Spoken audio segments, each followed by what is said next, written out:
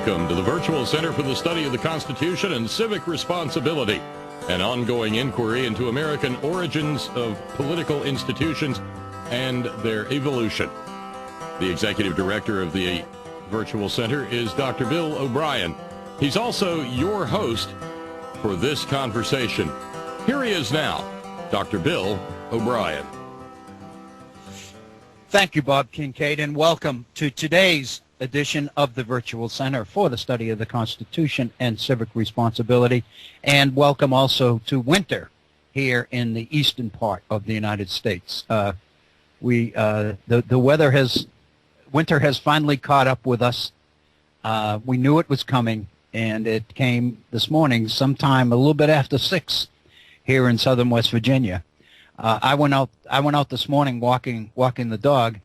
And when I left the house, it was drizzling and not too cold. And within 20 minutes, it was pouring down snow, and the wind was blowing, and the temperature was dropping very, very fast. And so now here outside, it's well below 30. It's in the 20s, and we're supposed to go down into the teens here this evening. So this is kind of our first stab at winter, although I understand that there is a bit of a warm-up coming later in the week. But we are inside, hopefully, and maybe a little bit warmer than it is outside. I hope so. It is a pleasure to be with you today, as it always is on this our second of our 3 get-togethers this week. We'll be getting together again tomorrow. I must mention now that our program tomorrow will begin 1 hour earlier. We'll be here in the East. Will be on from 3 to 5 p.m. rather than 4 to 6. And the same for next Monday's program, which will also be 3 to 5 rather than 4 to 6. I have a meeting tomorrow evening at 5:30, which would be right in the middle of our second hour. So I have no choice but to move the program back 1 hour. And the same thing is true for this coming Monday. We have our regular monthly board meeting of the hospital board that I chair here in southern West Virginia. And I was, before coming on the air today, I was mentioning that I attended and spoke briefly this morning at a ceremony cutting the ribbon for a new $9.5 million addition to our hospital here in Beckley, West Virginia. And I've been on that board for close to, I believe, 18 years. I think I started in 1995, and I've been chairing the board now for the last 5 or 6 years. And so I was welcoming all the people from the community and to the event and to the ceremony, and basically making the point, which I didn't have any. Several people afterwards said that they thought my speech was good, and they talked like I had spent a lot of time preparing it. The fact of the matter is, it's much more effective if you can really speak from what you feel, from the heart, so to speak. And when it comes to this hospital, I don't have a problem doing that. I really mean it. This hospital was built and opened, dedicated in 1956. And in attendance at the opening were Eleanor Roosevelt and the John L. Lewis, former head of the UMW, United Mine Workers of America. So, and it's always been it was known as the Miners' Hospital. It's always been kind of the People's Hospital. And since I've been in this region, which is now 22 years, I've always had a very, very warm feeling for that hospital and for the people who work there. In large part because I have a very warm feeling for the people that they serve. Very honestly, I feel like it's the people's hospital. It's the hospital that people feel comfortable going to if they're sick and not worry about money. They obviously charge you. But there are so many that go there and are treated and don't pay, and I just find that so encouraging and so rewarding to be connected in any way with an operation like this. I'll never forget that my first wife's doctor was stationed there at the hospital. He was a physician and a nationally known expert on black lung disease, which understandably, given where we are in coal country, he had a lot of patients, retired folks from the mines, who couldn't pay. And he used to get to his office at 6:30 and 7 in the morning and treat people who couldn't pay before the hospital opened. And it was generally known throughout the community that he did that. And I just thought it was so admirable and so human. I always did. And I really associated his spirit with the hospital that he worked with. And I feel that way. So anyway, that board is meeting on Monday at 5:30, and so we will begin our program 2 hours earlier tomorrow, Wednesday, and then again next Monday. And I'll try to remember to mention that again tomorrow. But if I don't, at least I have mentioned it once. I do encourage you to participate actively in our program and use the phone number that we have available for you. The number is area code 304-658-3333. That's 304-658-3333. My email address, if you'd like to communicate with me personally and directly, is waobrien906@gmail.com. That's waobrien906, all one word, @gmail.com. Talk about a 180-degree turn in terms of programming. Yesterday we spent the better part of the day dealing with the constitutional philosophy of Stephen J. Field as revealed in his dissenting opinion in the slaughterhouse cases. And what we were tracing and looking for was the philosophical justification for a transition in American jurisprudence in the meaning of human rights. The transition from the moral spiritual approach to human rights as articulated in the Declaration of Independence by Thomas Jefferson. The idea that these rights are unalienable and are directly derived from our Creator. In other words, they are natural, they are absolute, and theoretically nobody would have the authority to take away or could take away these rights because they are part of what makes a human being human. And what Stephen J. Field, who was on the Supreme Court for close to 40 years, from the 1860s well up into the beginning of the 20th century, what Stephen J. Field was able to do was to embed free enterprise ideas of economic freedom and opportunity into the thinking and the rationale of the founders, in effect implying that the idea of economic freedom and the right of people to choose and practice a vocation was a natural right as well and could not be tampered. And of course that becomes the basic philosophical judicial position that the court uses to strike down the law regulating the hours of work for bakers in New York in 1905 in the very famous case of Lochner versus New York. And it was Stephen J. Field's theoretical foundation for that transition that we looked at yesterday. And so in a sense what we basically were looking at yesterday was the marriage between the idealism and the human and moral aspect of the Declaration of Independence and the idea of natural rights. Marrying that with the very practical, materialistic, quantifiable idea of economic freedom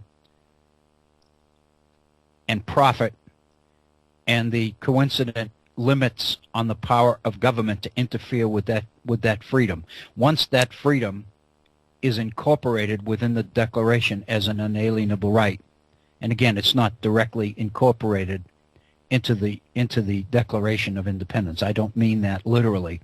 What I mean is in people's thinking, as the nation becomes more materialistic and as economic development occurs, people tend naturally to associate the idea of economic freedom with individual freedom. And for many people, and I think if you think about this, reflect upon it for a bit, I think you would kind of agree that most people generally conclude that if you ask them what freedom means, it means economic freedom. It's the right to choose a profession. It's the right to an income. It's the right to acquire private property. It's the right to have that property protected.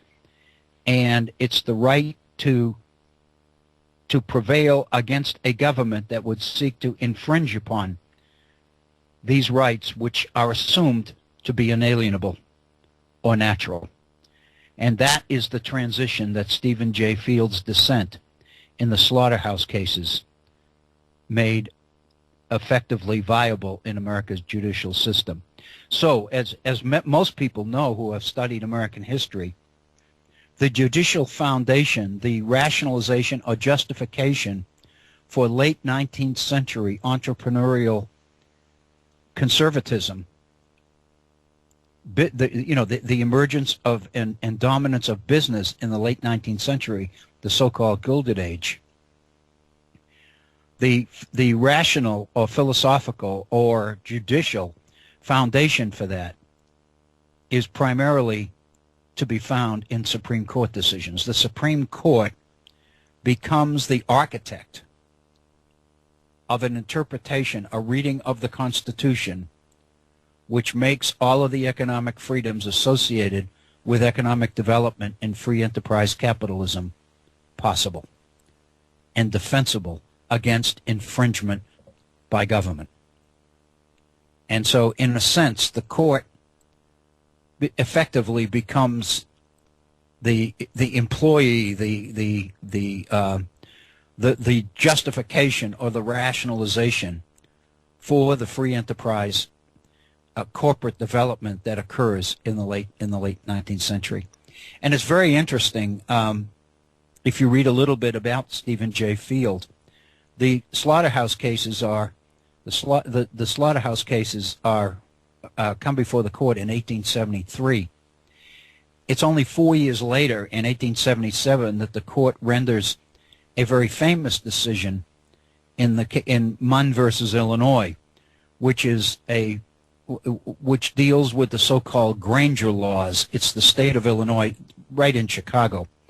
Basically, the state of Illinois, in response to the plight of farmers in the 1870s, moved in to establish maximum rates for grain elevators in and around Chicago, so that farmers, when they shipped their grain to Chicago for transmission and for shipping around the nation and the world, their grain would be stored in grain elevators. And for that, the farmer had to pay a fee. And the farmers felt that they were being literally robbed by these exorbitant fees.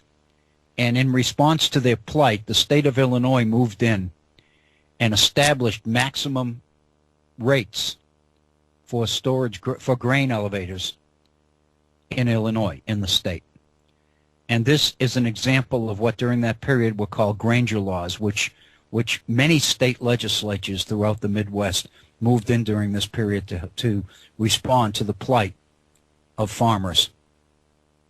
And of course, the railroad companies and the owners of the grain elevators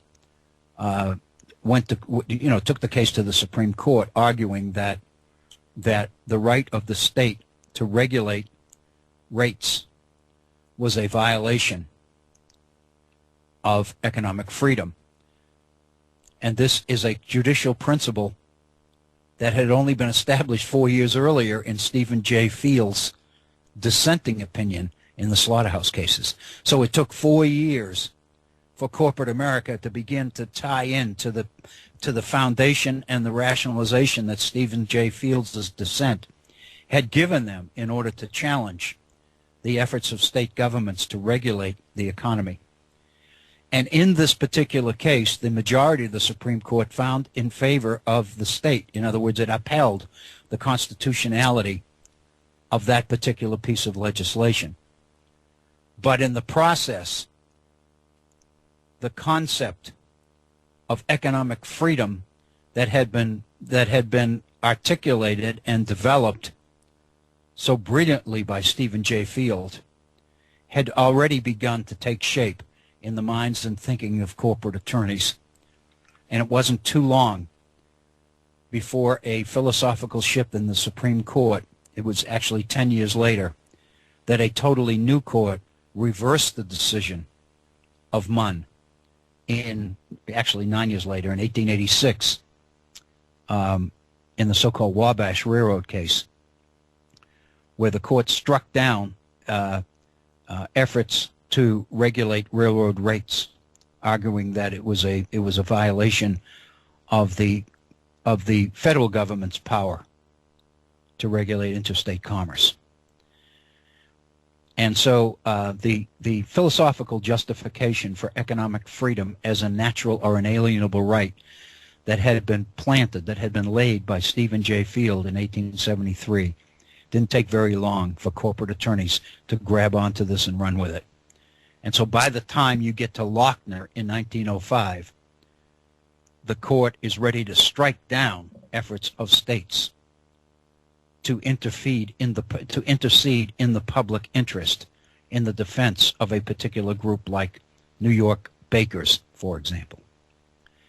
It's an abstract and a very complicated issue. It makes very, very good sense, and it's very understandable why a lot of people really weren't able to argue against these kinds of positions. They are very philosophical, and obviously they're put together and written up by trained attorneys, and it's very, very difficult to challenge them. It's very, very difficult to fight them, and I think it's very important to understand, because it really, in my mind, and that we'll be going here in a moment.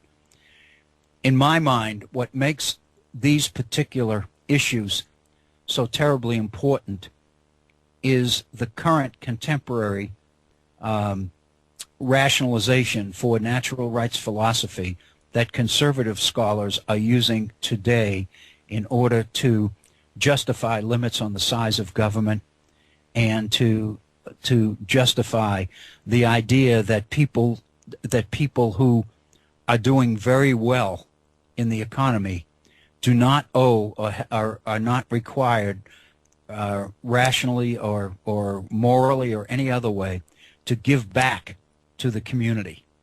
In other words, it's almost a total rejection of the idea of late 19th century corporatists like Andrew Carnegie, who argued that it was the wealthy who really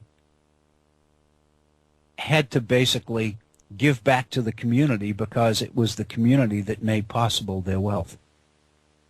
I mean, obviously their talents and their abilities had something to do with it, but you needed to have a supportive social and political as well as economic structure to make all of this work. And so Carnegie's argument is that the strength, the public interest at large, really depended on the willingness of the wealthy to give back. Now we've reached a point in American society today where the arguments, and I'm thinking again of the 2012 campaign of Mitt Romney, that there doesn't seem to be any moral sense of responsibility to give anything back. The idea that people can take excess profits and store them in tax-sheltered situations overseas and offshore and all of these other places doesn't seem to bother the 1% or the 1/10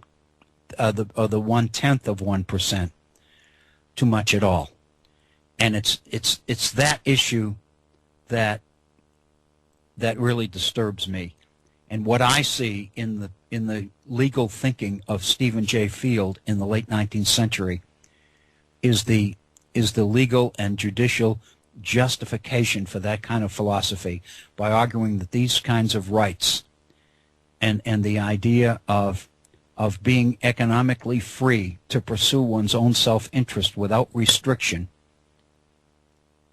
is a natural right, and to try to ground it in the philosophies of theorists, of Enlightenment theorists like John Locke. I find that particularly interesting and particularly valuable. And I'm not trying to make a very subtle transition here to a different topic, in part, as you'll be able to tell, because the transition's not all that subtle. It's pretty dramatic. But as I mentioned yesterday, one of the issues that has come up, and you know, I was torn yesterday with two issues. One was the Stephen J. Field issue, and the other one was this one of education, measurements and standards in education. More specifically, the near unanimous adoption throughout the nation of the so-called Common Core standards. We've talked about these a little bit before. They're relatively new, and when I talked about them before, I was very, very much taken with them for reasons which we'll explain, because I think this will get us into a subject and into a topic which I think will extend well beyond today, and my guess is will precipitate some calls and some questions and some comments from listeners, and that's not at all to be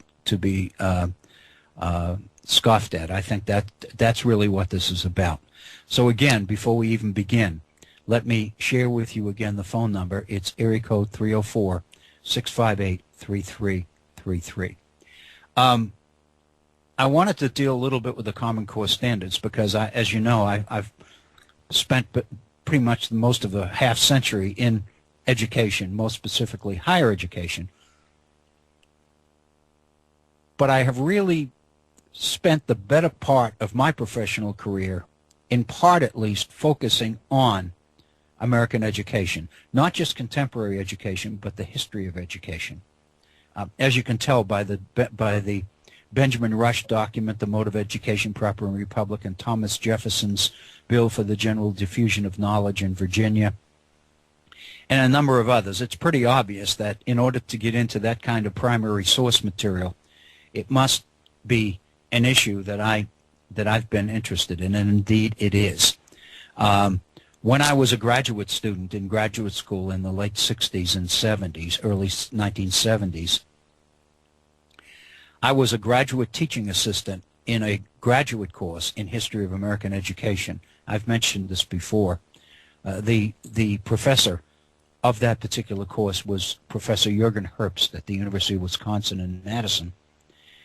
And Professor Herbst was one of the most incredible and insightful scholars that I had ever seen, and he just absolutely opened my eyes about American education in ways that no one else ever has done before or since.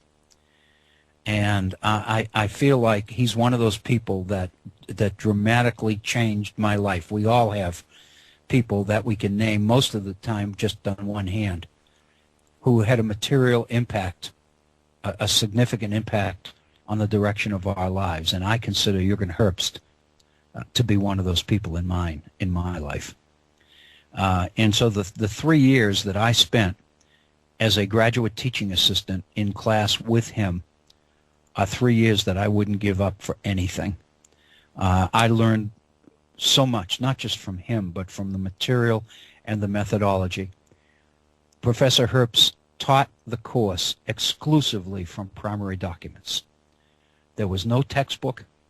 He didn't want to he assigned books about education.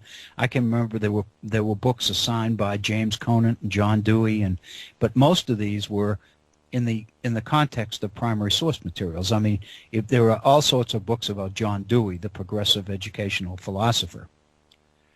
But he didn't have us read any of those. He had us read John Dewey. And the same thing for James Conant, president of Harvard University. And so basically, his whole course was based on the idea of primary source material and reading critically and analytically.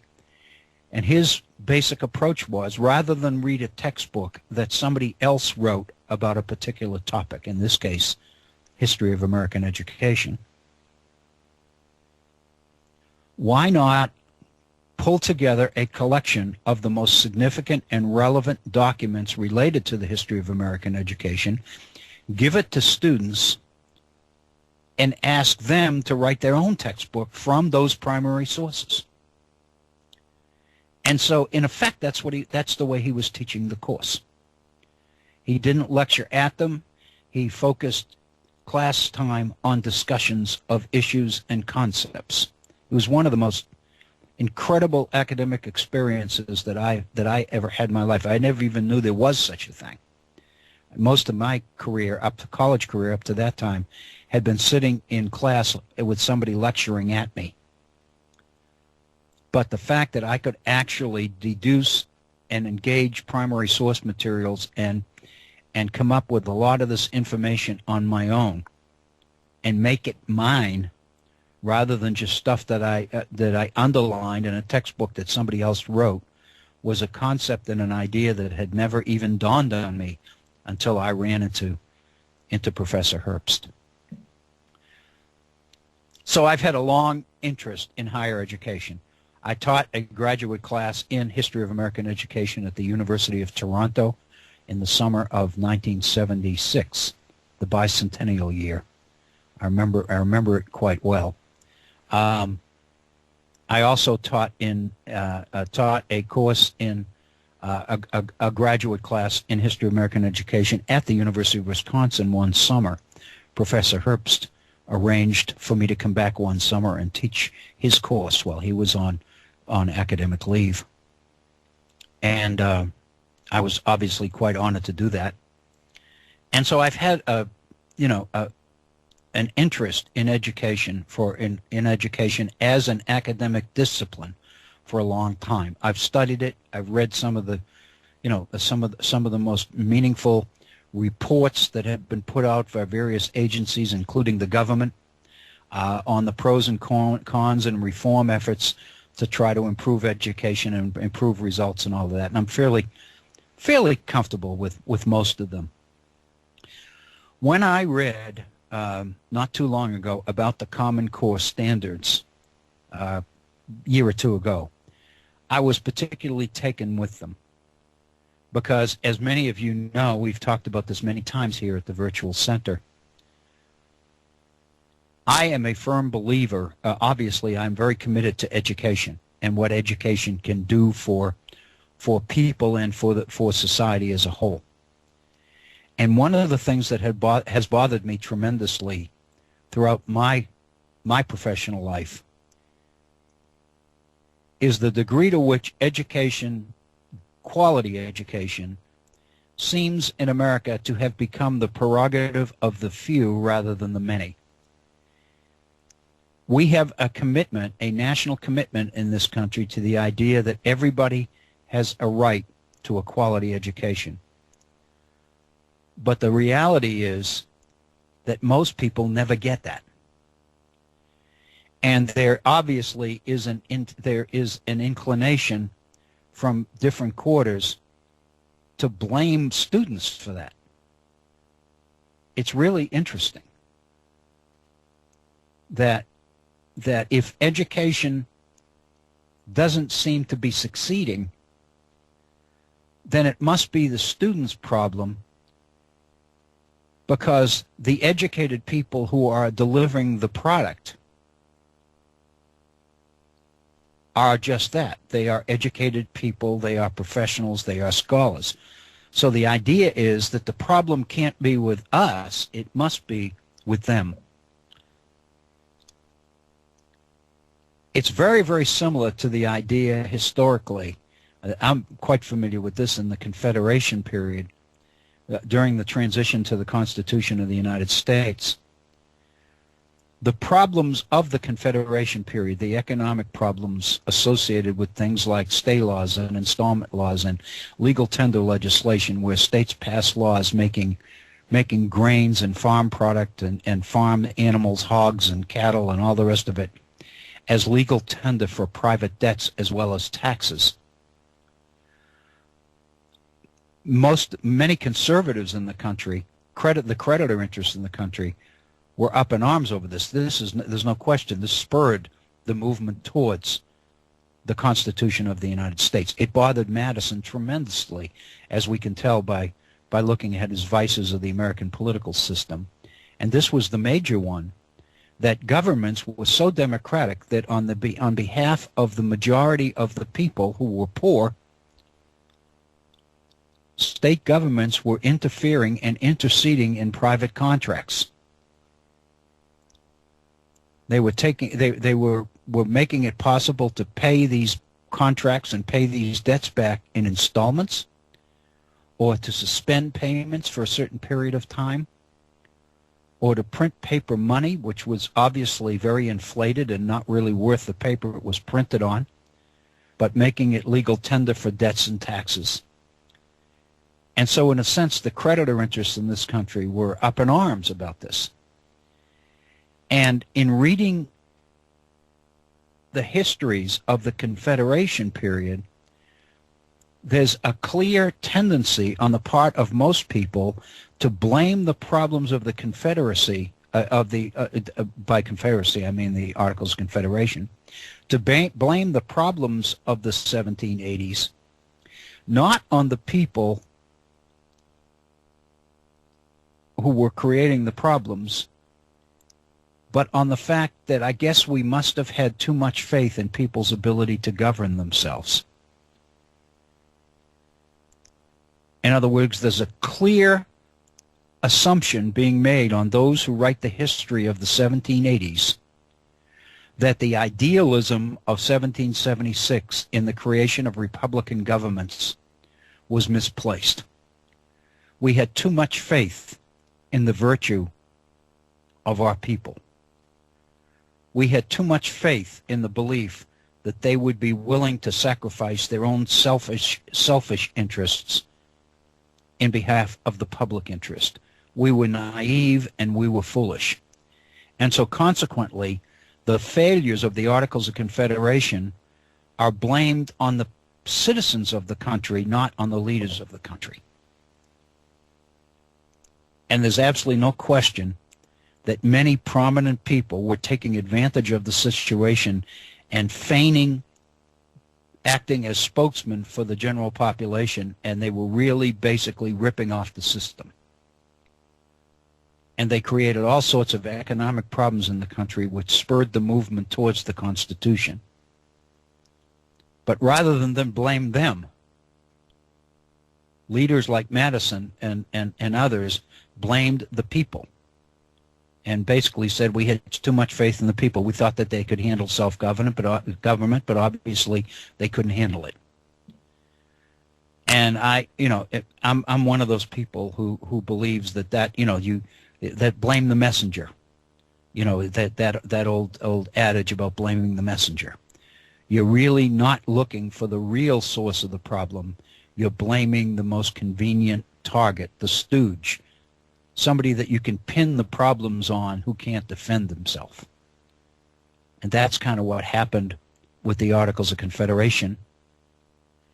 And in education, reform efforts in education, that's pretty much what's happened to students. Most of the failures of our education system have been blamed principally on students. They lack the skills, they lack the motivation, they lack the interest. They come from poor homes, they don't get the kind of support at home that they need, and on and on and on. So, in other words, if we're failing, it's because of them. And that has always bothered me. And one of the things that and I've mentioned this numerous times, so this is not really news. But one of the things that I have believed for a long time, and over the years as I've taught at the college level, I've begun to realize this, that educational success at the higher education level depends on certain skills, depends on the ability to employ certain skills, the ability to engage material, not just to read it in a rather dispassionate, superficial, distant kind of a way, but to actually engage the material, to embrace it to the point that you actually penetrate the particular text that you're reading. And to become so enmeshed in primary source materials that you really begin to understand, you really begin to really, in a sense, walk in the other man's shoes. And I've said this to students over and over again in classes, but it's one thing to say it, it's another thing to do it. And that's why it takes primary source materials to do this, I'm convinced. If you can get back into the period enough to make yourself a participant in the events that you are reading about, then you can begin to understand why different people act certain ways in certain circumstances. In other words, you can begin to appreciate the options, and you can begin to appreciate why certain groups of people selected certain options and other groups of people selected other options. And what we're talking about here is critical reading, are basically what the technical, the educationists often refer to as higher order skills. The ability to read critically, to read analytically, the skill of asking questions of the material that you are reading,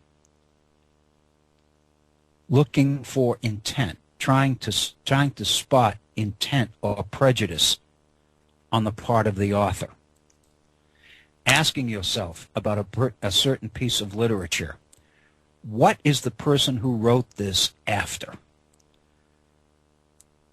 What does the person who wrote this want me to believe after I read it? Is this person's intent to convert me? Is it to inform me? Is it to criticize me? Is it to ridicule me? Is it to dazzle me and thereby assume that I'll be impressed with the quality of the writing? In other words, what exactly is the goal or the objective of the person who's writing this?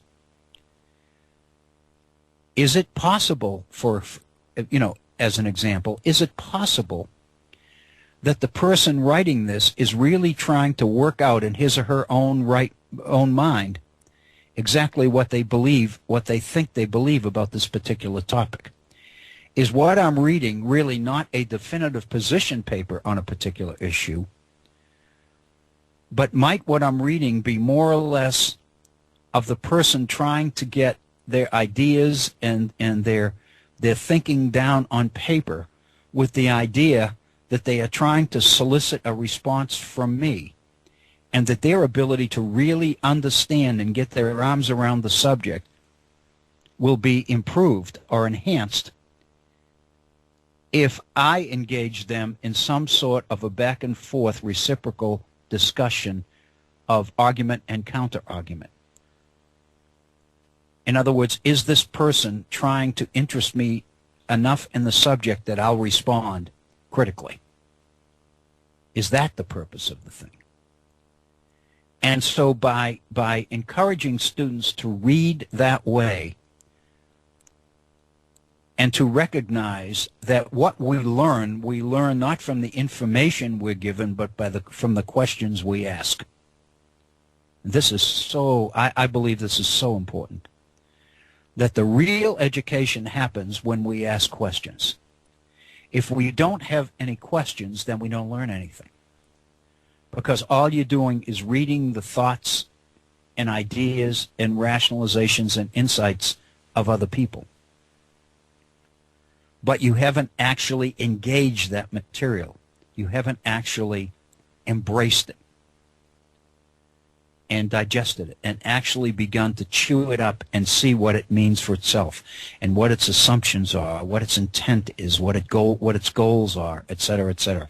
Once you do that, you really begin to understand what people are saying in what they in what they write. And I would suggest to you that more than anything else, that more than anything is the key ingredient, the determining factor in the quality of one's education. I can remember a good friend of mine who passed away in the 90s. He was a student of mine in Richmond, Virginia. He was an attorney and graduated from the University of Virginia Law School in Charlottesville. And we used to talk all the time about education. And he used to say all the time talk about law school. And he said, it took me a while to figure this out, but the key to law school, what law school really is about, it's about getting you to think like a lawyer. It's not to make you aware of cases and precedents and all of these other things, which of course it does. But the real bottom line objective of law school is to get prospective attorneys to begin to think like attorneys. And that means the kind of critical back and forth, analytical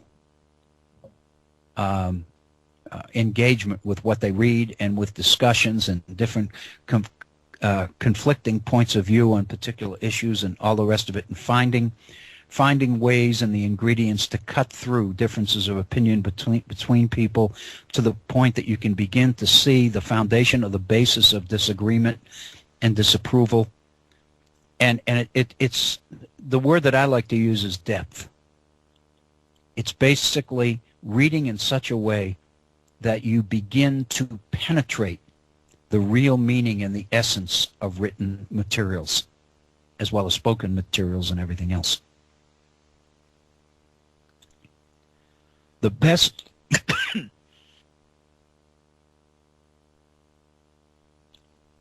excuse me. One of the things I've found and seen is that the best, highest quality education at all levels, and that includes professional schools like med school, law school, various MBA programs, and various other things. The best ones are the institutions that focus on this particular kind of education. And the students who do best in college are the students who are exposed to this kind of thinking and study in high school. But if not in high school, at least in college. One of the things that I've begun to see more and more is that this kind of learning doesn't happen in most places. It's not easy. It's painful. Reading this way is work. It's hard work. Everything that one needs to know, you don't just pick up a book and read it. And these are skills. And like any other skill, you become more and more polished the more you do it. And directly stemming from this is the ability to write. And the more you write, the better at it you become. The more capable you become in expressing your points of view in ways that other people can understand and appreciate. And the only way to learn to do it is to do it. And that means failure. It means literally picking yourself up and dusting yourself off and going back into it again and again and again and again. And the reality is that those institutions which feature this kind of learning, this kind of thinking, that's critical thinking, that's analytical thinking. Those are the kinds of cognitive, so-called higher order skills that the Common Core standards are based upon. The problem is that the standards are the objectives, but there's nothing in the standards that tell teachers how to do it. And one of the things I've found, which is very, very disconcerting to me, is that we're looking for this kind of education on the part of our students. But the fact of the matter is, most of our teachers can't do this either. And the reason is because many people at the college level can't or don't do this. We've become information focused. We've become oriented to the idea that the mastery of information, the recognition of information, is tantamount to education. And so consequently, we tend to approach education, teaching, as very objective in its focus, in its outcomes. Everything seems to have right answers and wrong answers. Everything seems to have a right answer. And the education system seems to be oriented towards giving, teaching students what that right answer is. Not allowing them and teaching them how to find it for themselves, but telling them what it is and assuming that the brightest ones will master it. It's a definition of education which lends itself to measurement and evaluation and quantification. It's an approach to education which supports the idea of ranking students. It allows you to identify the brightest from the not bright. It's a way to separate the wheat from the chaff. Jefferson called it a way to skim the cream of ability off the top every year by finding the boy of best genius. It creates a competitive situation based on the assumption that by pitting student against student, talent will rise to the top, ability will rise to the top. And by skimming off that cream, you are finding and isolating and locating the best talent, the most intelligent kids, the ones that are worthy of moving on further and further through the system. This is exactly what Jefferson said. But the emphasis that I would like to suggest is the emphasis on the people who do not rise to the top, the ones who never seem to become the cream. What happens to them? What happens to the psyche of a youngster who semester after semester, subject after subject, year after year, is given an absolute deluge of information telling him that he's not up to par, that he can't compete with his peers, that he's in the lowest 20%, percentile. All these other quantification language and this lingo that we have. The idea of the bell-shaped curve. The idea that the optimum test is a test where students fall in a bell-shaped kind of thing, where you have a few students who do very well, a few students that don't do well at all, and the bulk of the students fall in the middle. And if you have that kind of a spread as the result of your test, then it kind of suggests that the test was pretty good. And the reason it's good is because it discriminates between the best students and the not best students. And if you happen to be one of the not best over and over again, month after month, semester after semester, year after year, and you do this through elementary grades, through the middle school grades, through the high school grades, it takes some people longer than others to get the message, but eventually you're going to get the message that you don't have what it takes and that you're wasting your time dreaming about a future that is not there for you. In a more positive framework, people tend to say it's a dose of reality, and everybody needs it. People need to confront reality. They can't be dreamers and idealists, all the rest of it. But again, it is an education system whose focus is not so much on educating everybody as it is in ranking everybody, in finding the most intelligent.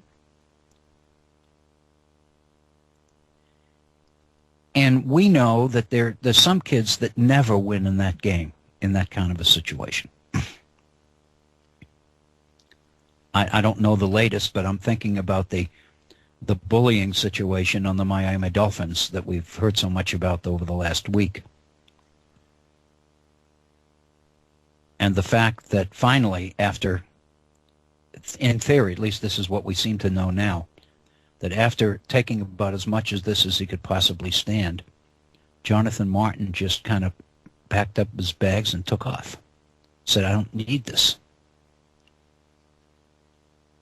And effectively, that's what we do with many of our students. But the irony is that's not what we say we do. We say we're educating everybody. But the fact of the matter is we're not educating everybody. And the people that aren't getting educated, we're blaming it on them. I think there are real problems. And I see the Common Core standards as a way to address some of these problems, because the Common Core standards focus on skills. Focus on skills that have never been focused on before. The skills of higher order analytical thinking, critical reading, asking questions, being able to argue for a particular point of view, being able to write, etc., etc., etc. I have an article. We've got a few minutes left in this, our first hour. There was an article that was written about the Common Core standards in the New York Times in August. It's dated the 21st of August, and the author was a regular columnist for the New York Times, Charles Blow, B-L-O-W. And the title of the article is The Common Core and the Common Good. And it's about this reform. And it includes some absolutely unbelievable statistics. And it's based on the premise, and I'm reading directly from the article, America, we have a problem. Our education system is not keeping up with that of many other industrialized countries, even as the job market becomes more global and international competition for jobs becomes steeper. We've gone from the world's leader to a laggard. According to Broad Foundation research, and I've got some of that I'll share with you next hour, an educational reform, the Broad Foundation is an educational reform group. According to them, quote, American students rank 25th in math, 17th in science, and 14th in reading compared to students in 27 industrialized countries.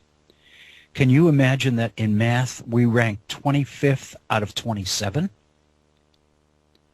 In science we rank 17th out of 27, and in reading we rank 14th out of 27th. We're not even above 50% in any of those. Blau goes on. And we've gone from number 1 in high school graduation to 22nd among industrialized countries, according to a report last year by the Organization of Economic Cooperation and Development. We are 22nd in graduation rates among the top 27 industrialized countries. That same report found that fewer than half of our students finished college. This ranks us number 14 among these nations. In 1995, we were in the top 5. So something is going awry. There's a problem here. Something stinks in Denmark, Shakespeare would say. Some rightly point to the high levels of poverty in our public schools and adjust for our lagging performance, but poverty, as well as affluence, can't explain all these results away. Amanda Ripley, an investigative journalist, has written a book entitled The Smartest Kids in the World and How They Got That Way. And when she comes to American students, she points out that they are not performing at the same level as their peers. And this is what she says. American kids are better off on average than the typical child in Japan, New Zealand, or South Korea. Yet they know far less math than those children. Our most privileged teenagers had highly educated parents and attended the richest school in the world. Yet they ranked 18 in math compared to their privileged peers around the world, scoring well below affluent kids in New Zealand, Belgium, France, and Korea, among other places. The typical child in Beverly Hills performed below average compared to all kids in Canada. So poverty is not by itself the full answer. You take our children who grow up in Beverly Hills, and they don't even compare well with a random sampling of students from Canada. What's going on? This month, which was August, a report by the company that administers the ACT, the college admissions exam, found that only a fourth of those tested on the ACT were ready for college, 25%. And that was among motivated students who want to go to college. They're taking the ACT exam. They're not persuaded to go to college. These are the ones that have always known that they're going to college. 25% of them are prepared.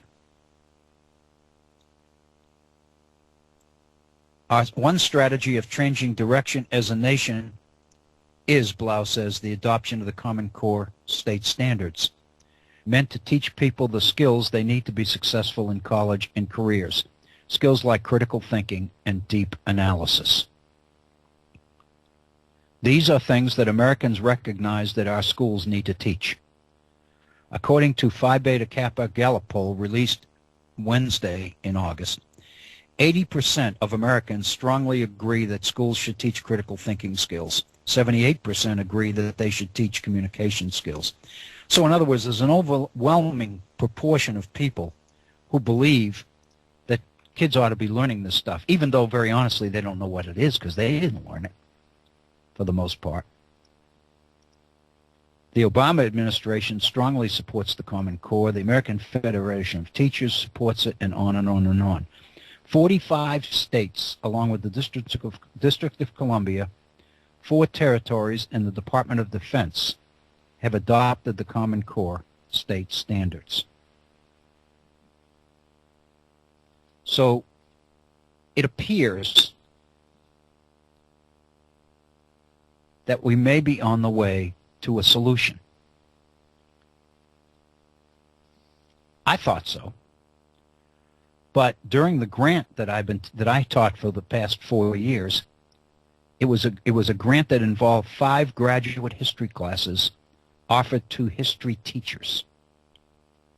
Every student in the grant program was a history teacher or a government teacher, which meant that every course that they took under this grant was a graduate class. And one of the things I found was that many of these teachers could not engage or employ these kinds of skills. Not only that, they resented the fact that they didn't know them. And when they began to appreciate what it was going to take to pick these skills up, many of them dropped out of the program. For very legitimate reasons, many of them, but a lot of them said basically, I've got a job, I've got kids, I've got family responsibilities, I have a life outside of teaching, I don't have time for this.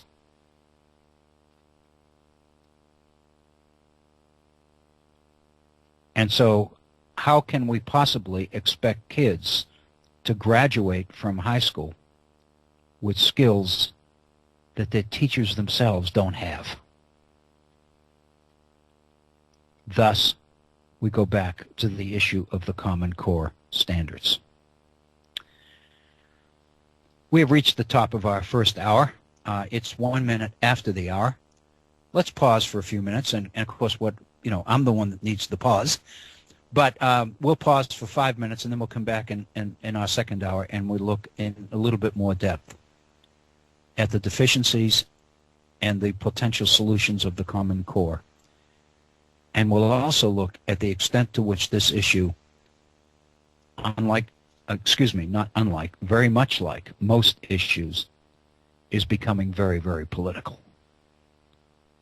Consequently, it has a place here at the Virtual Center.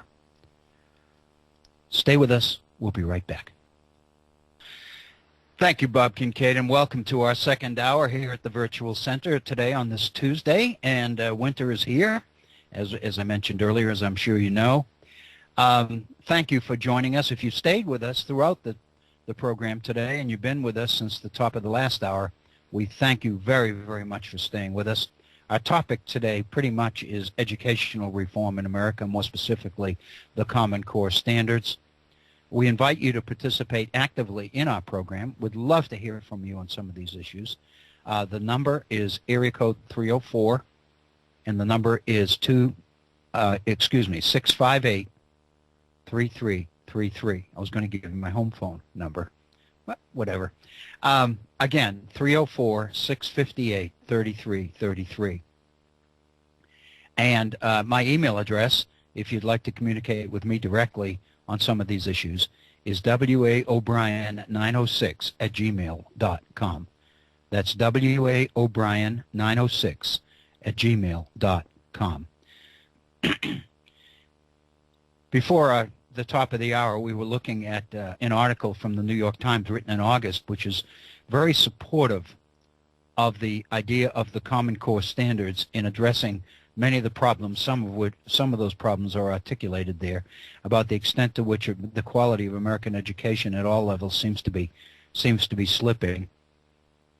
And one of the sources that Blau uses for his article is a report from the so-called Broad Foundation, which is an educational reform group. And I went to the website of the Broad Foundation, and I looked at some of the statistics that Charles Blau in his article mentions a lot of them. And I hope you'll bear with me here. I don't want to overwhelm you, but some of these statistics, some of this data is absolutely incredible. Maybe, in part, it's the overwhelming amount of it. But it seems to make the case that something different has to happen better than anything I've ever seen. In other words, you can argue, we've seen the arguments in favor of educational reform. I have my entire professional life, and I'm assuming that you have as well.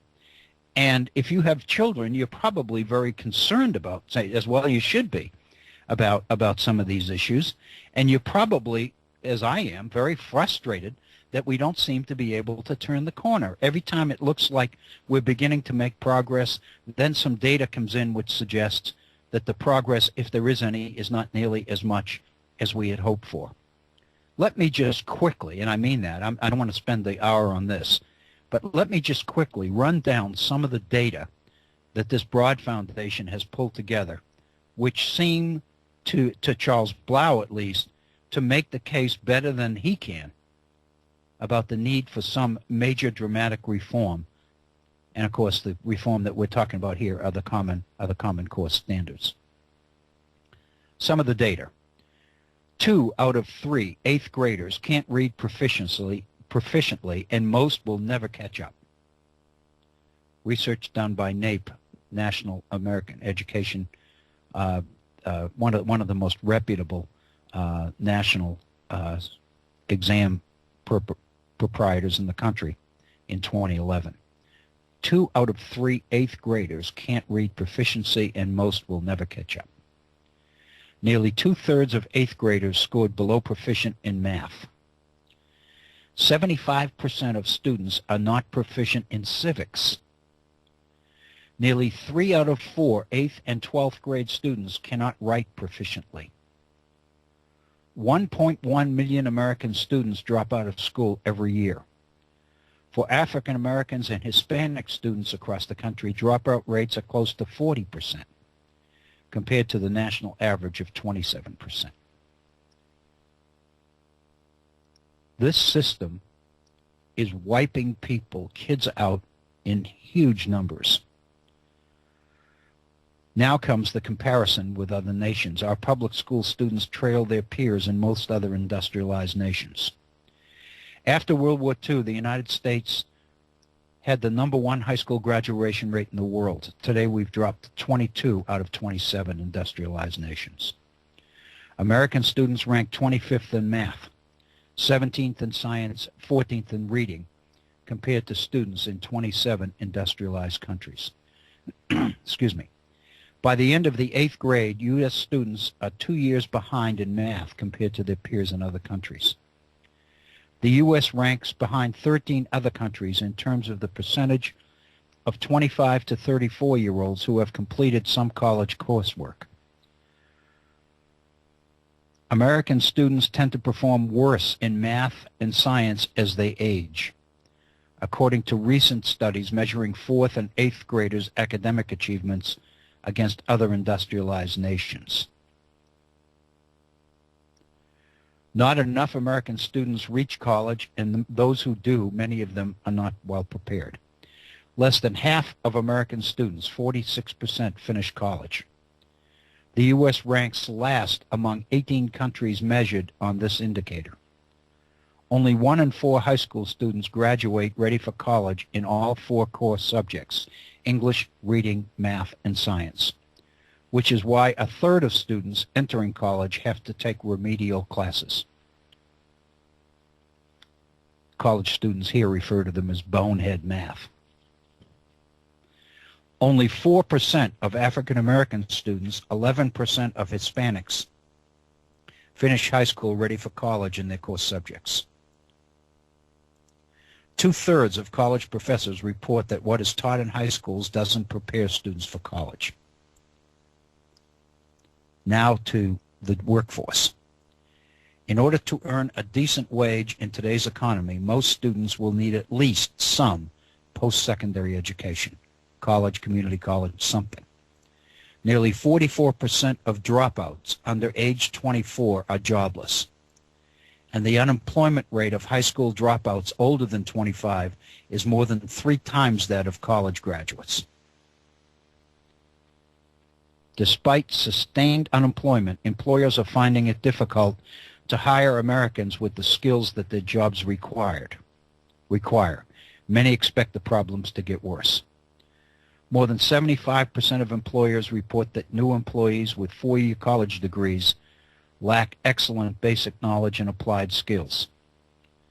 Nearly half of those who employ recent high school graduates said overall preparation was deficient. The share of jobs in the United States economy needing a college degree will increase to 63% in the next 10 years. This will require 22 million new employees with college degrees. At the current pace, the nation will fall at least 3 million college degrees short. Over the course of his working life, an American male with a college degree can expect to earn nearly $675,000 more. An American female, $340,000 more, far more than any other country. What that means is the skill gap, the gap in income in America is much more dramatic than it is in others. Our poor are very poor. To the economy. 5 out of 6 high school graduates who aren't attending college full-time are also not working full-time. 3 out of 5 live with their parents or other relatives. Our annual GDP, gross domestic product, could increase by as much as $525 billion with a B if we were to close the gap between white students and their black and Latino peers. America could see a combined savings and revenue of almost $8 billion each year if even just 5% of all dropouts stayed in school and attended college. On crime, 65% of U.S. convicts are high school dropouts, and lack of education is one of the strongest predictors of criminal activity. A dropout is nearly 20 times more likely to be in jail or prison as a college graduate. For each additional year of schooling, the odds that a student will someday commit a crime like murder or assault are reduced by almost 1/3. For every additional year of schooling, the likelihood of a crime like murder or assault drops by 1/3. If 5% more young men in high school graduated, America would see an annual savings of $4.9 billion in crime-related costs. Each year, the U.S. spends more than $31,000 per prison inmate, while it spends less than $10,000 per student. And it goes on and on and on. The data is absolutely incredible. So it would seem that a dramatic reform like the Common Core standards would be called for. Which brings us to the next issue.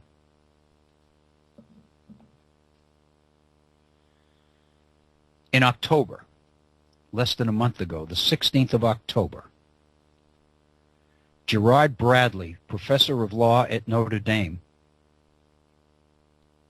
the law school at Notre Dame, drafted a letter that was sent individually to every Catholic bishop in the United States. Every Catholic bishop received this letter written by Gerard Bradley this past October 16th. I'm going to read the letter because I really want to make the case dramatic here. This is about the Common Core standards.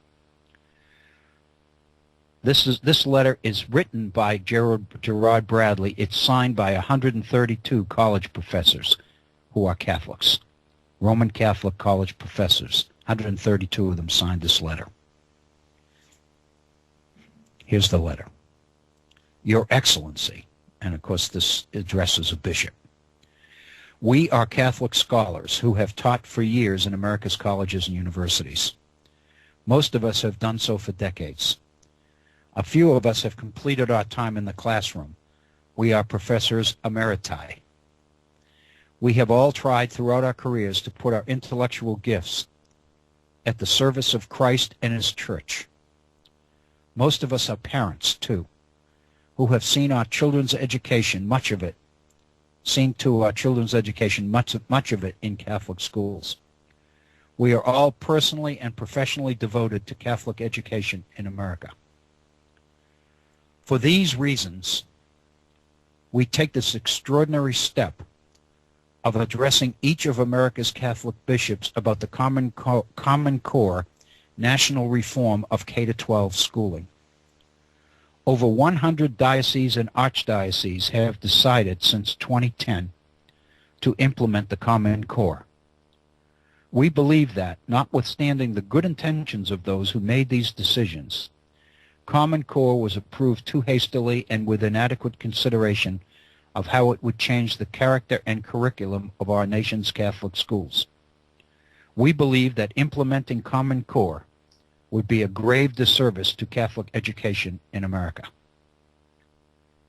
And this paragraph I highlighted. In fact, we are convinced that Common Core is so deeply flawed that it should not be adopted by Catholic schools which have yet to approve it, and that those schools which have already endorsed it should seek an orderly withdrawal now. Why? Upon what evidence and reasoning do we take such a decisive stand against a reform that so many Catholic educators have endorsed, or at least have acquiesced in? In this brief letter, we can only summarize our evidence and sketch our reasoning. We stand ready, however, to develop these brief points as you wish.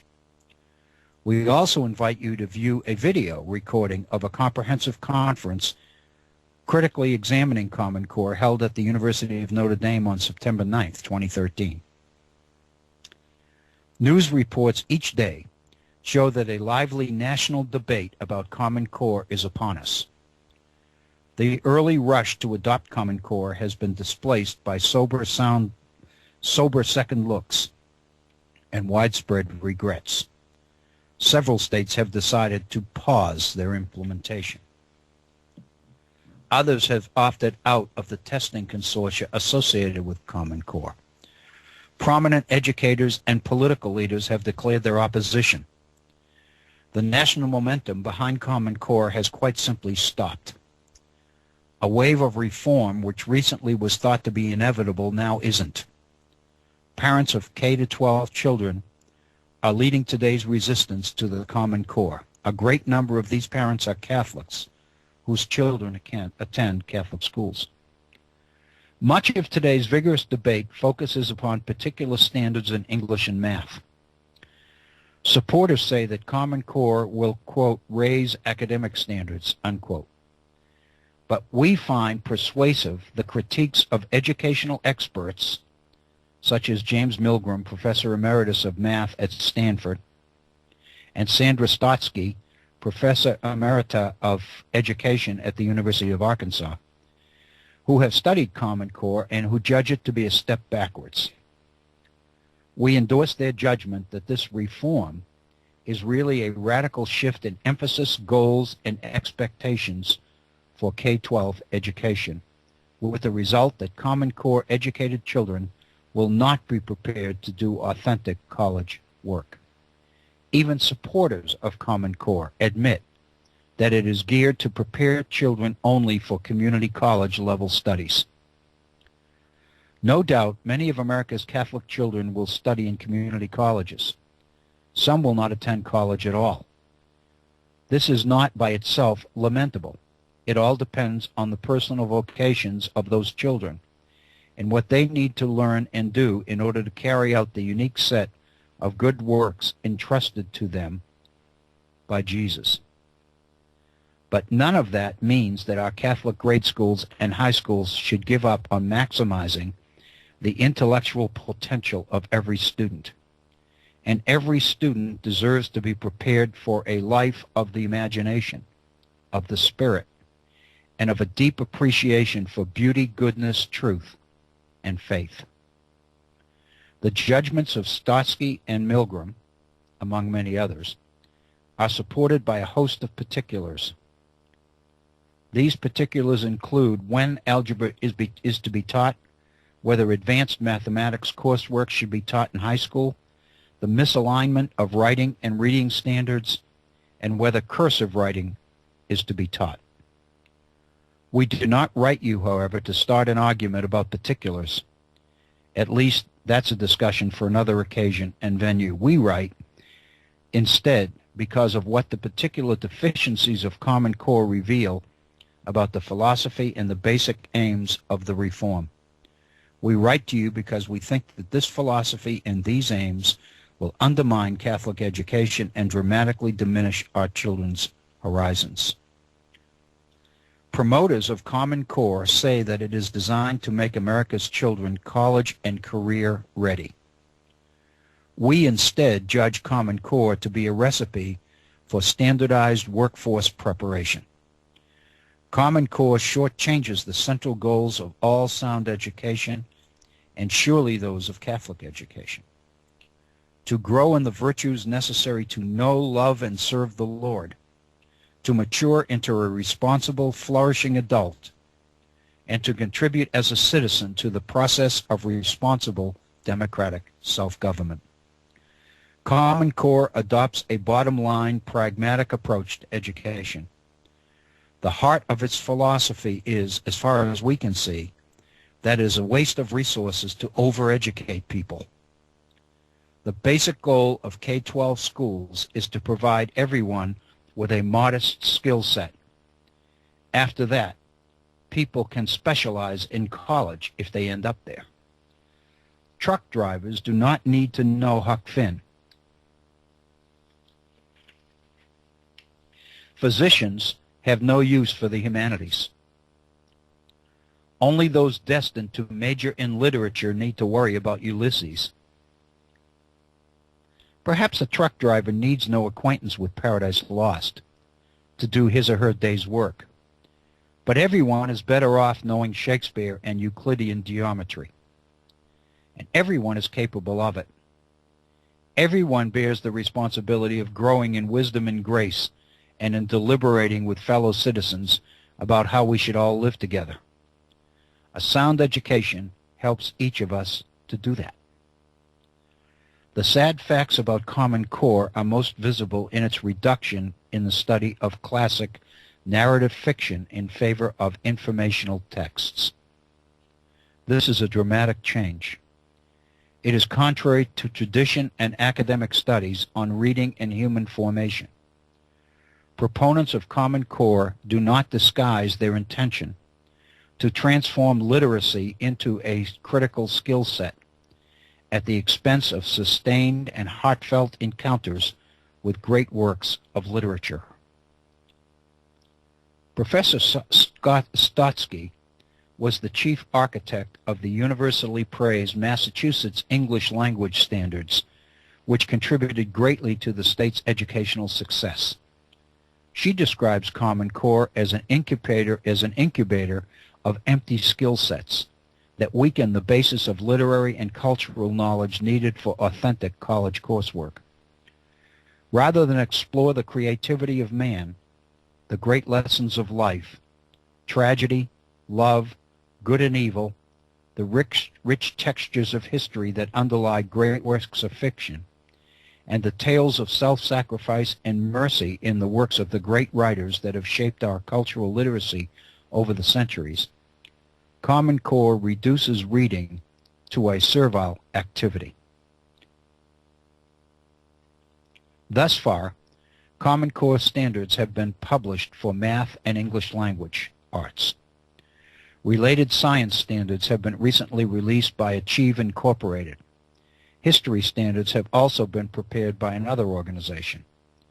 No diocese, for that matter no state, is bound to implement these standards just by dint of having signed onto Common Core's English and math standards. We nonetheless believe that the same financial inducements, political pressure, and misguided reforming zeal that rushed those standards towards acceptance will conspire to make acceptance of the history and science standards equally speedy and unreflective and unfortunate. These new standards will very likely lower expectations for students, just as the Common Core math and English standards have done. More important, however, is the likelihood that they will promote the prevailing philosophical orthodoxies of those disciplines. This is critically important. In science, the new standards are likely to take for granted and inculcate students into a materialist metaphysics that is incompatible with the spiritual realities, soul, conceptual thought, values, free choice, God, which Catholic faith presupposes. We fear, too, that the history standards will promote the easy moral relativism tinged with a pervasive anti-religious bias that is commonplace in collegiate history departments today.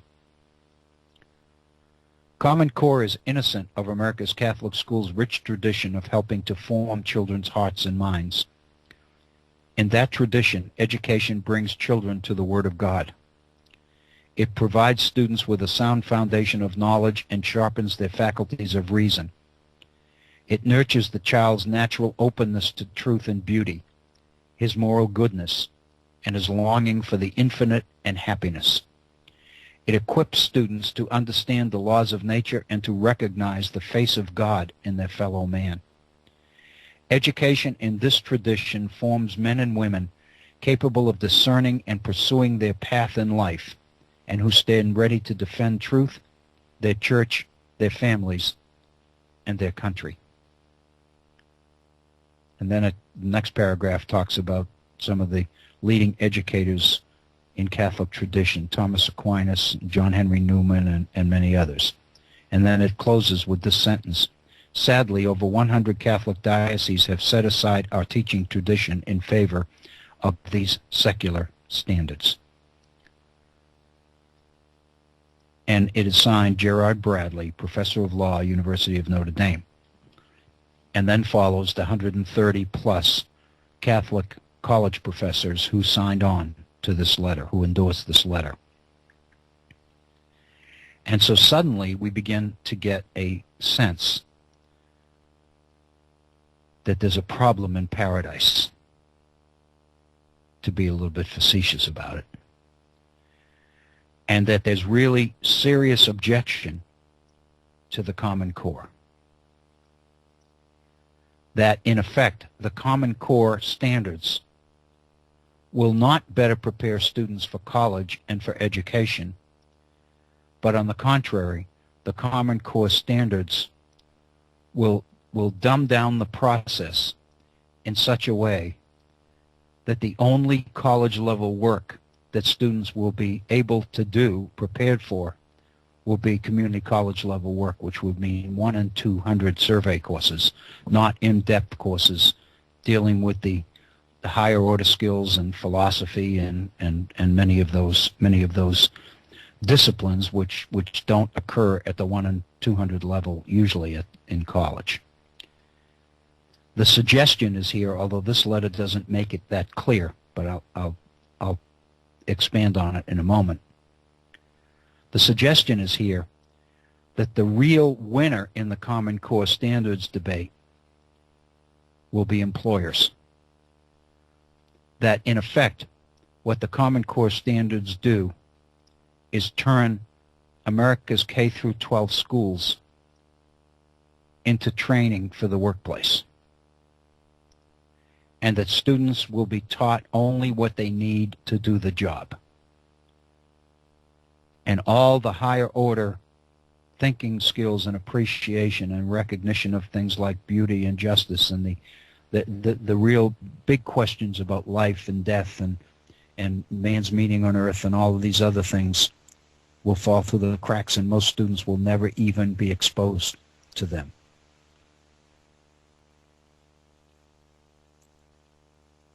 And so here we are in a quandary. I don't know whether many of you remember, but in the 1970s, the nation witnessed a heated debate over educational reform as well.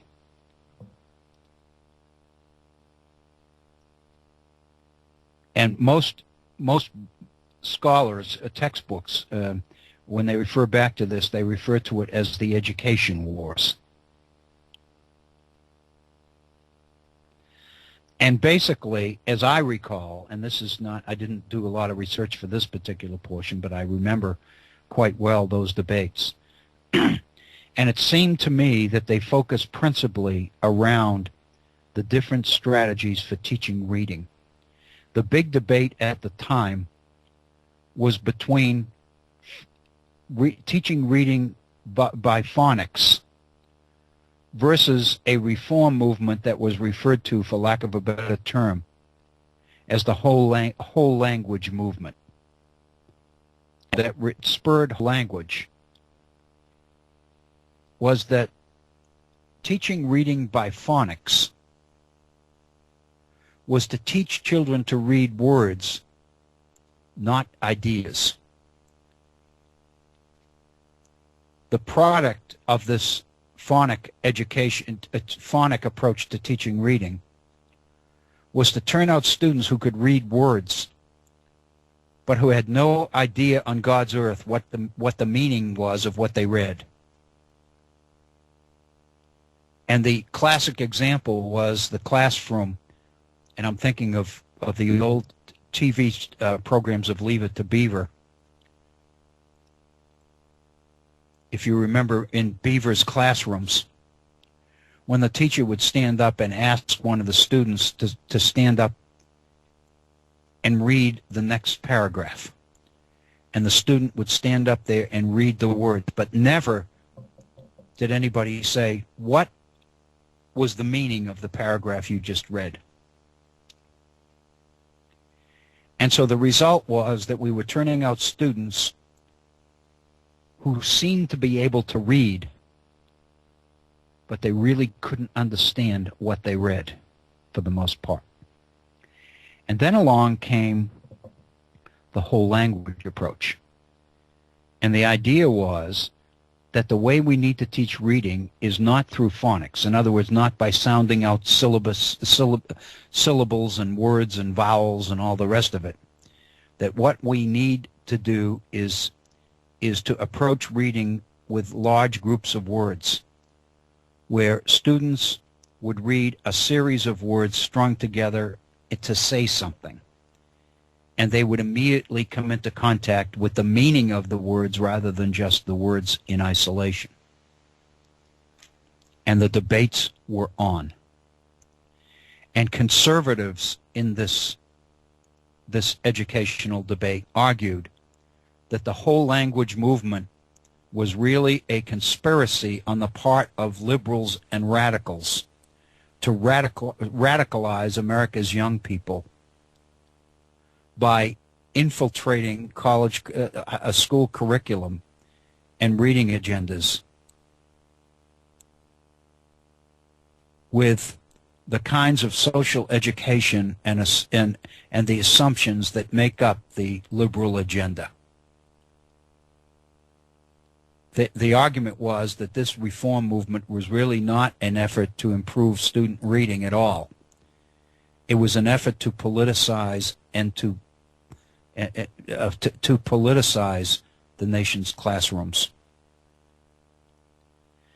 And many conservatives began to very, very adamantly defend the teaching of reading through phonics, based on the idea that the way that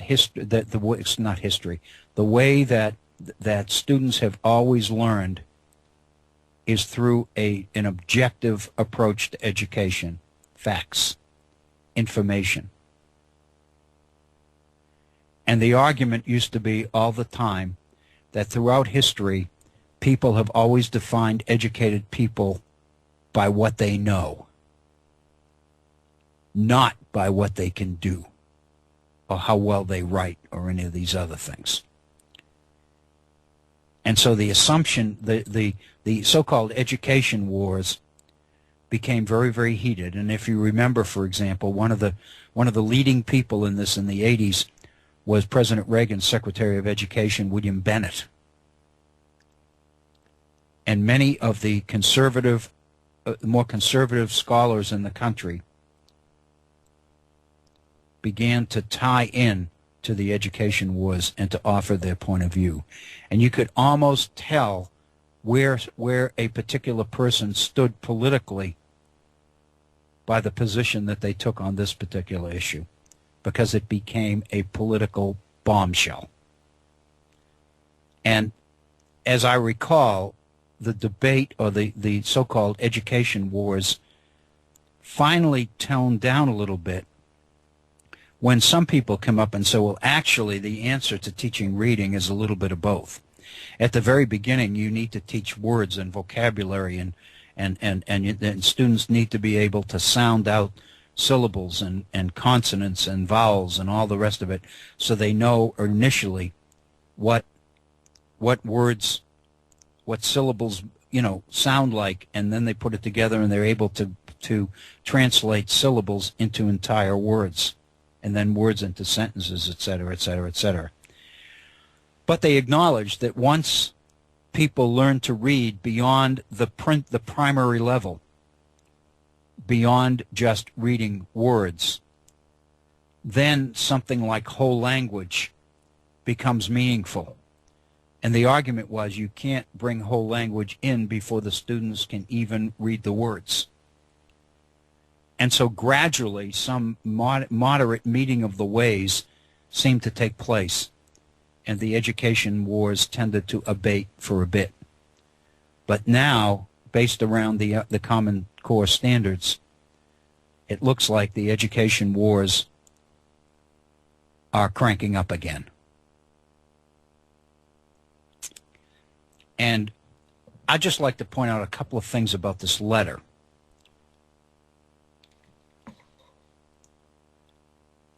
And it gets into the idea,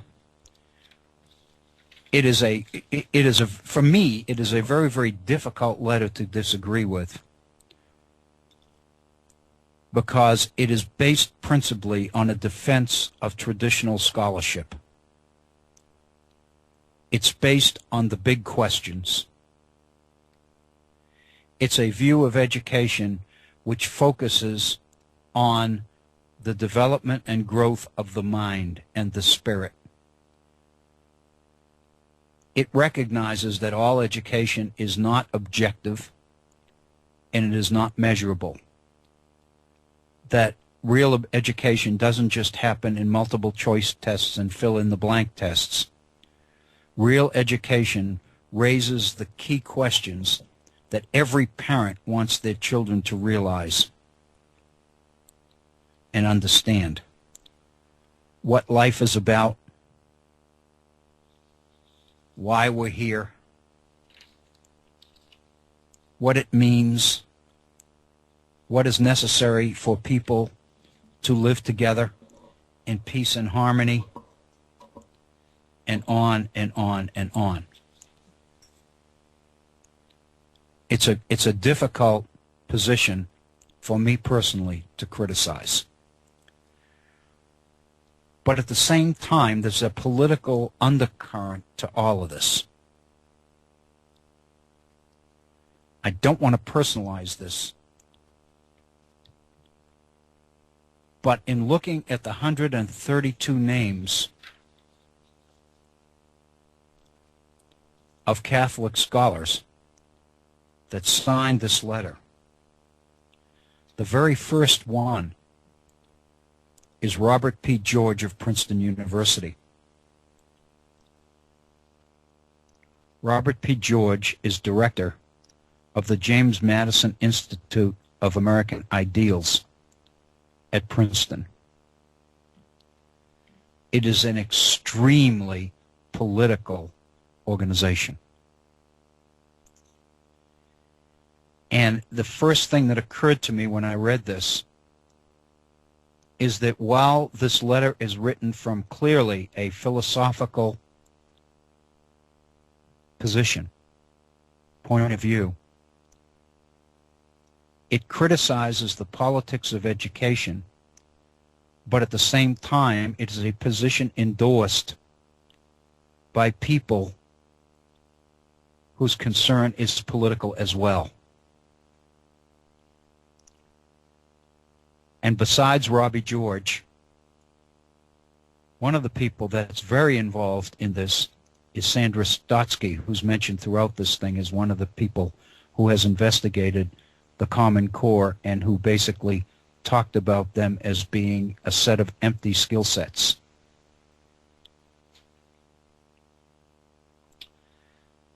You may remember a few months ago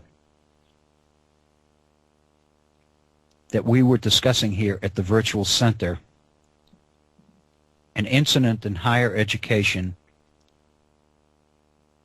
by the new president of Purdue University, who had been governor and was a potential presidential candidate, Republican candidate for the presidential nomination, Mitch Daniels.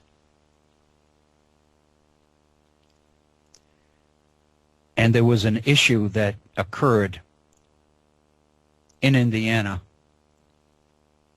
about institutions, schools that were using textbooks, history textbooks written by Howard Zinn. And Mitch Daniels, from his pulpit as governor, basically criticized, not just criticized, blasted the credibility of Howard Zinn as a historian, principally because Howard Zinn was what we call a radically progressive historian. He was quite inflammatory in his interpretation of history. Howard Zinn died a few years ago, but his books continue to. The most important one is his book on American history from the bottom, People's History of the United States, it's called. It's kind of a history from the bottom up. It looks at the people who never make it into the history books. And while there are obviously differences of opinion in terms of interpretation, and I think all of us accept that, that's what scholarship is about, this particular attack was on the person, on Howard Zinn himself. It was a political attack on his credibility and competence as a historian. And it disturbed me greatly because it seemed to me that the governor of the state was exercising power by getting literally into the classrooms of his state and determining what kind of history students would read and what kind of history they wouldn't read. And he basically made the point that any institution in the state of Indiana that trains teachers and assigns Howard Zinn's books ought not to be able to award degrees. It was a very, very politically charged issue. And Mitch Daniels was criticized for having crossed an important line and moving into the area of academic freedom by basically telling teachers and school systems, you can use these books, but you can't use these books because they don't say the right things. And Mitch Daniels was roundly criticized for that. And then conservative organizations began to write in support of Mitch Daniels doing this. And one of those organizations was a very conservative group it was at that time based in Princeton, New Jersey, called the National Association of Scholars. And up until this year, I was a member of that group. And I've attended 4 of their annual conferences at Princeton. And the reason that I stopped belonging, that I resigned from that group, was because of this situation over Howard Zinn. I really felt that scholarship was being put on the back burner in place of politics. And I didn't like it, because the thing that attracted me to the National Association of Scholars is just that. These people were committed to and had a love of scholarship. But the last time I looked, scholarship was apolitical. Of course, there are liberal interpretations and conservative interpretations of particular events and issues. That's part of the game. That's part of what the discipline is about. Good historians take a position and a point of view and argue for it by using research and scholarship to defend their point of view. But what you don't do is you don't demean the person himself or herself because you don't agree with the interpretation that they subscribe to. It's one thing to challenge the scholarship. It's another thing to challenge the person. I felt that the organization was becoming more political than it was scholarly. And so consequently, I left the organization. But I still receive their publications.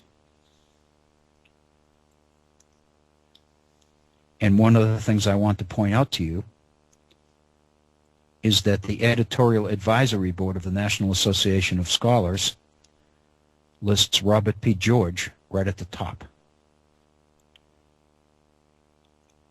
along with Gertrude Himmelfarb and many other very conservative scholars and historians in America. And I don't really have a problem with that.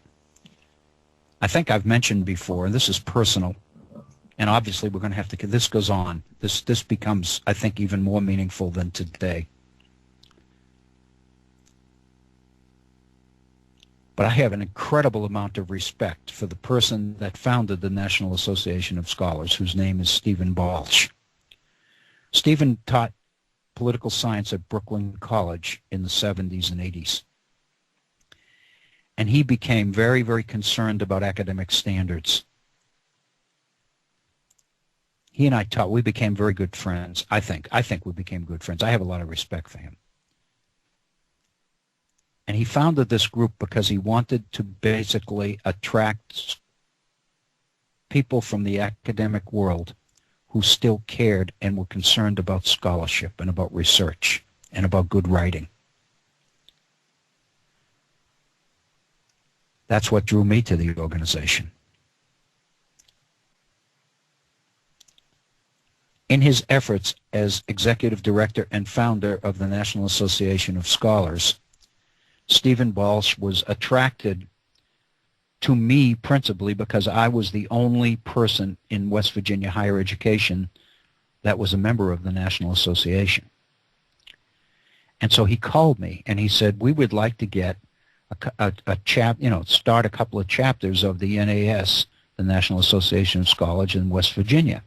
Would you have a problem if I came in and together we visited some key people in West Virginia education? And I said, no, not at all. And I made a few arrangements and brought him down to Concord University where I taught at the time and introduced him to the president. We had a meeting with the president of the university at that time. We drove up to Charleston and we met people on the State Board of Education, et cetera, et cetera, et cetera. Steve Balch and I spent an entire day together driving around the state. And toward the end of the day, he was driving, and toward the end of the day, he made the comment and said, you know, I think I don't ever remember spending as much time with anybody who disagreed with almost everything that I believe and enjoying it so much. And I basically professed the same thing, but it gave me a tremendous respect for him, because I knew that he and I disagreed on an awful lot politically. But at the same time, we both respected scholarship. And I told him, and we kind of laughed at this, because I told him in conversation, I say, Steve, the difference between you and me is deeper than the fact that you're conservative and I'm not. The difference between you and me is the way we look at scholarship. You believe that true high-quality education is going to produce nothing but conservatives. And I believe that true scholarly, high-quality education will produce liberals. That's where we disagree. But we both respect the integrity of scholarship and of the people who practice it. And that's the way we parted company, and we still maintain email contact. Steve has since retired from the National Association of Scholars and has been replaced by a new executive director who wrote the article defending Mitch Daniels in his attack on Howard Zinn and prompted me to resign from the organization. But again, I just received a 4-time-a-year quarterly journal of the National Association entitled Academic Questions. It's a wonderful piece of scholarship, scholarly articles on issues related to higher education. And at the very front, the editorial purpose of this publication, I think, is something that all of us here at the Virtual Center ought to be aware of. What are the central principles of academic life? What are the obligations of the university? How can they be preserved in an era of mass access and politicized higher education? How can we most fruitfully improve the quality of teaching and scholarship and remain open to a plurality of voices and contending views? Can higher education revitalize the disciplined pursuit of knowledge? How do we recenter liberal education on the enduring questions of the human condition and once again prepare students for civilized living and civic responsibility? These are some of the academic questions behind the title of this journal. Academic Questions seeks to restore the intellectual conditions in which these questions can be seriously asked and their answers weighed on their merits. I love that. I've got to say, I totally agree with that. I totally accept the fact that there is a difference of opinion on the Common Core standards. I can see how scholars would see in the Common Core standards a challenge to quality education and scholarship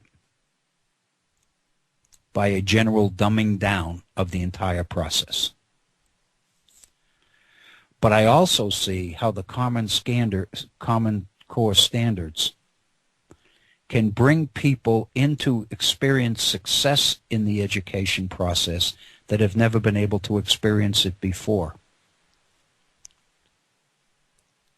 In a nutshell, the Common Core standards for the first time reveal the rules of the game and make them available so that anybody can play. What we are talking about here is whether, in fact, education, higher education, will remain the purview of the few, or whether it will be a serious effort to make educational availability and quality available to the many. I agree with this definition of scholarship. I don't agree that only the few can benefit from it. I agree with Jefferson that what makes this nation unique, what makes a republic something worth fighting for, is because it is embedded in the idea that everybody deserves and needs a serious, sincere effort to reach the pinnacle, to be successful.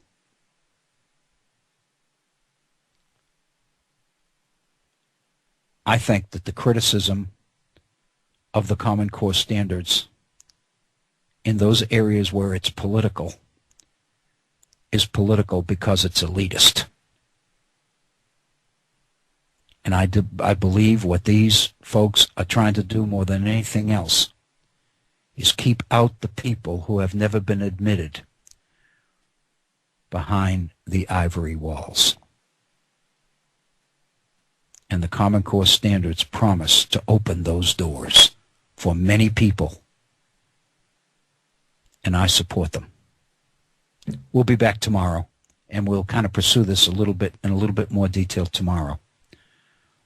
This is one that really excites me and inflames me. It is 59 minutes after the hour. Bob Kincaid is firing up and getting ready to go. I want to thank you so much for tuning in today and invite you to be with us tomorrow, again, 1 hour earlier, 3 p.m. in the East, to the Virtual Center. I'm Bill O'Brien. Thank you so much for listening. Be safe.